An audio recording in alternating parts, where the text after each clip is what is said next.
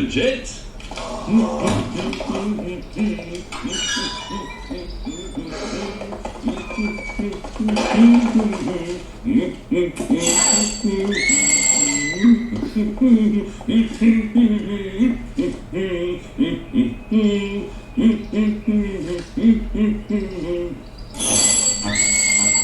Jack, you home?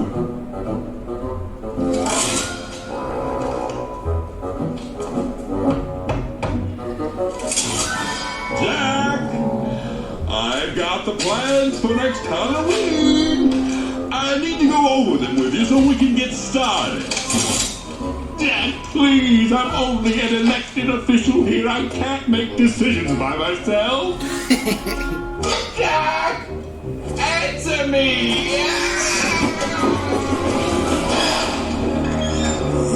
He's not home. Where is he? He hasn't been home all night. Where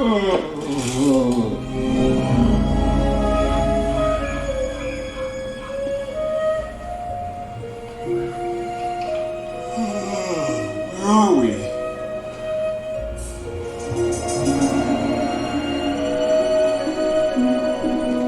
It's someplace new.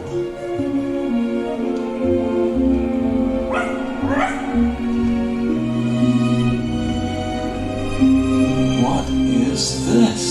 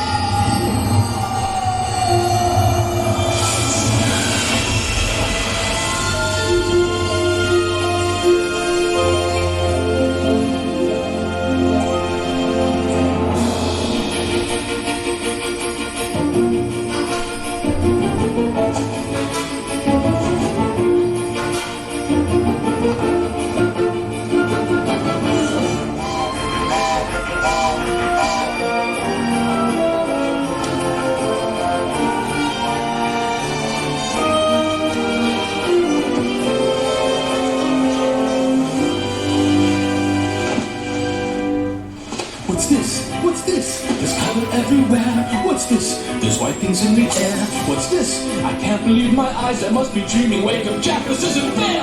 What's this?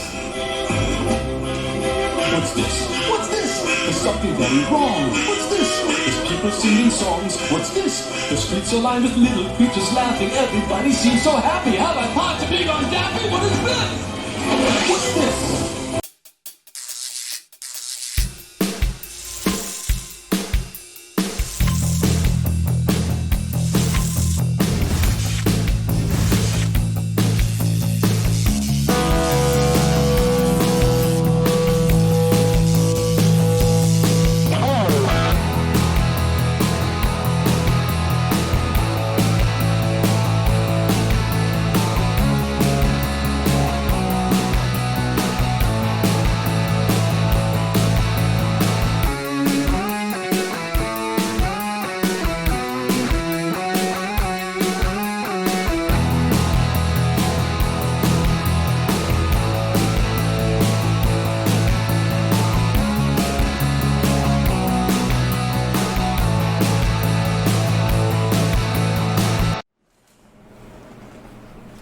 What's going on, ladies and gents? It's Cyberland coming back with another animation film review.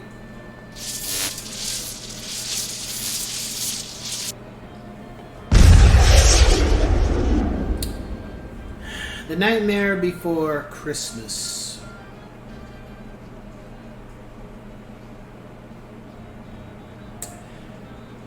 The crazy thing is, when I actually first saw this film, I had just come back from a Christmas vacation from my grandparents' place. And lo and behold, there was 2 films that had been rented from the warehouse. For those who know who the warehouse was, it was The Crow and A Nightmare Before Christmas. And I don't know why those 2 films were rented together, but that was, when I look back on a lot of different films I've seen over my lifetime, I can say, for one thing, that when it came to those 2 films, they just worked so well to watch one after the other kind of thing. It wasn't even a thing of like, how are you going to watch a horror film and then a comedy? It was just, I don't know what it was about those 2 films, but they felt like they perfectly went together. To this day, it's a very fond memory that I had. And I got some, before I watched the films, I asked my mom if we could get In-N-Out that night or that day. And I had In-N-Out and I watched The Crow. And then I watched Nightmare Before Christmas. Just very interesting. Never heard anything about it. Never saw a trailer. Just nothing. And I shouldn't have watched The Crow at the age I was at when I did. But I did. It is what it is. So, the film was something I had never seen before. It was revolutionary, just like how Who Framed Roger Rabbit was. This whole film was literally done around a claymation where these characters were choreographed, but they were made out of clay, like puppeteering clay kind of thing. And every movement was made off of moving the clay and taking a shot kind of thing. And that was the whole film. It wasn't digital. It wasn't It wasn't your typical animation. And Tim Burton was in charge of it. He directed it. The other thing, I don't have the original VHS copy of it anymore, but I will say this. Disney owns Touchstone. I don't know if Touchstone still exists, but originally it was not Disney at the beginning. Like if you watch the film now, they always show Walt Disney, the Disney castle, whatever, saying this is a Disney film. This is not a Disney film. This was not done by Disney. Disney may have financed it, but it was done under Touchstone Pictures. Because I always remember when the movie would start and the music would play, you would see the Touchstone emblem come up, and then it would be Nightmare Before Christmas. Also, the logo of Nightmare Before Christmas was not orange. It was yellow. I distinctly remember that. The original Nightmare Before Christmas, if you have it on VHS, or if you have the original DVD before they remastered it, it was a yellow wording. It was not orange. Unfortunately, I don't have them, but I do. I know what I saw. I have the one now where it's remastered, but it's an orange. Then they just should have kept it yellow because it just stuck out in the blackness. I think it fit better. Orange is too cliche because of Halloween, but whatever. So the film stars Jack Skellington, who is in charge of Halloween. He does Halloween every year.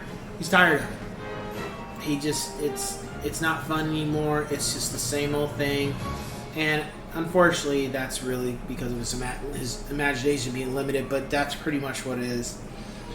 He doesn't know what to do. He goes on the outskirts of his world or his town, Halloween Town, and ends up going into another world, Christmas Town. And he decides that why doesn't he take on Christmas Town instead, do something different, and have Santa Claus take a break, not realizing the ramifications of what he's doing. And that's pretty much the film. The Nightmare Before Christmas, trying to take Christmas and intertwine it with Halloween, and it doesn't work out too well for the most part. As far as the music, good old Danny Elfman. Now this is a crazy thing. We're not crazy, but just you don't know what you don't know.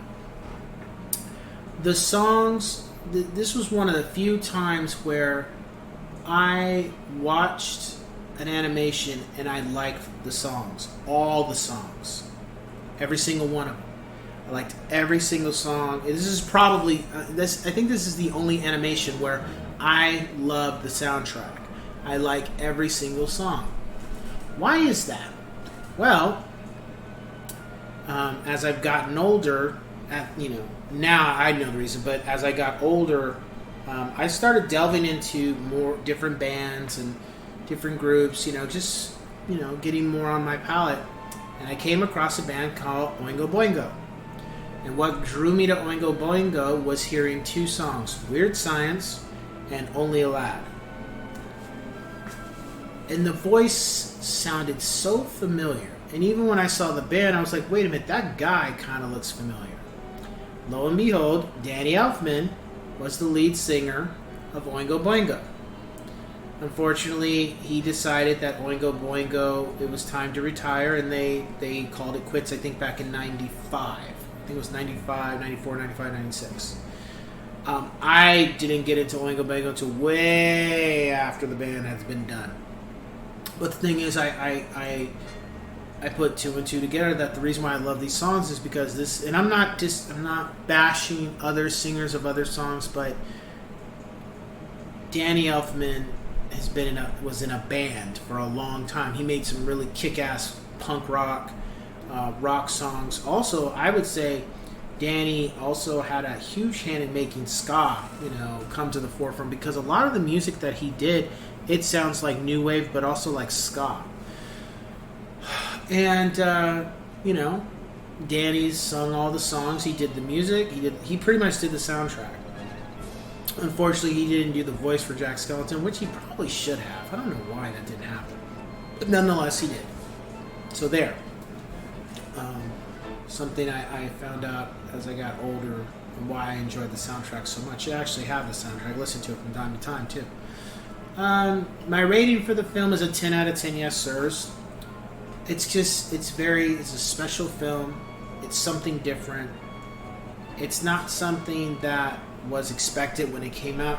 Apparently when I watched the making of the film recently, I guess the film didn't do as well as they expected, but then when it came out on VHS, it just blew up, and then it became a cult favorite, and now it's like there's always times where they'll play it in theaters, or they'll do like these showings, or Danny's done some recent stuff in the last couple of years where he gets on stage and will sing certain songs. I didn't know Paul Rubens, the late Paul Rubens, he just recently passed away. I didn't know he sang in the film, and Catherine O'Hara, I didn't know she was singing in the film. So it's just crazy to see certain people get up on stage, and it's just a good movie. It's a well written movie. The characters are unique. They're different. They all don't act the same. And overall, just they have uniqueness to them about how they interact, how they act, and how they interact with different characters on the movie. So that's really cool. There's been talks for a long time about making a sequel. There is a sequel. There's technically like two sequels. There's a video game that's a sequel to the movie. Never played it. And then there's a sequel, a book that's a sequel, like 24 hours after the first film or something like that. But there's been talks about trying to make a sequel. And Tim Burton told Disney, like, don't do it. We shouldn't do it. Just let it be one film. However, he hasn't been totally opposed. He's been saying, like, if they can make a story better or just as good as the first, they would consider it. But we still haven't had one, so maybe it's best to leave it as a standalone film. I don't know. Anyway, if you've never seen it, definitely check it out. You will not be disappointed. I don't know anybody who has said, unless they hate Halloween stuff, I don't know anybody that's ever told me that Nightmare Before Christmas is a bad movie. I've yet to come across one person say that. They say they don't really like it, but I haven't seen one person just say it's a god-awful, terrible written film, because I haven't heard that. Anyway, with that being said, I'll catch you guys in the next one. Take care.